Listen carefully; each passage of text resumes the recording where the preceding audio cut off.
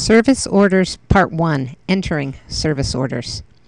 From the tabs at the top of the Escapia menu, if you select Service Orders, you now have the option either to search service orders, which will show you a list of those that have already been entered, or you can enter a new service order.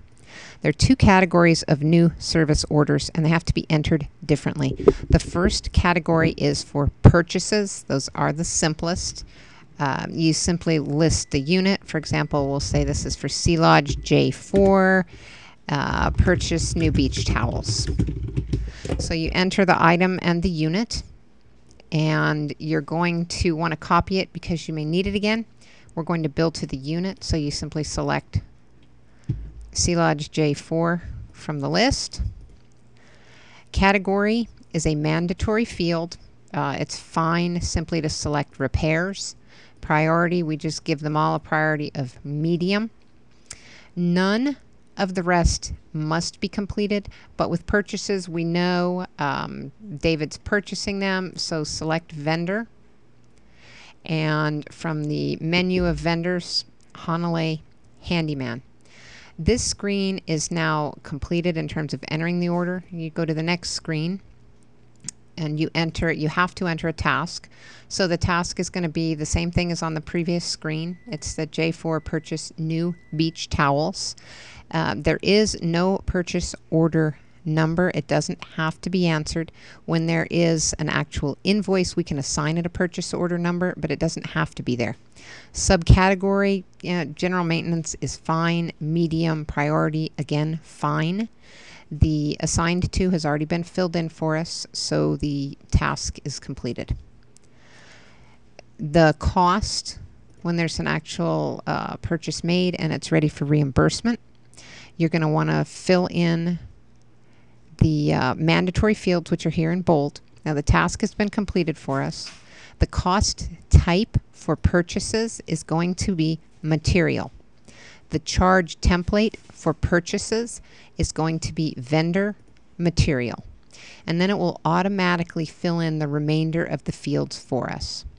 The unit cost is the one you're going to want to fill in. So for example, if you spent $40 on beach towels, then you fill in the 40 and click OK, and the service order is complete.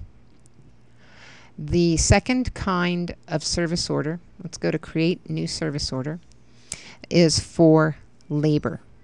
So for example, if we were doing Ali'i Kai 1101 unclogged toilet, this is going to be a labor service order. We're going to bill to the unit, and from the drop down we just pick Ali'i Kai 1101. Category, again, mandatory field. Repairs is fine. Priority, mandatory field. You can just click medium for everything.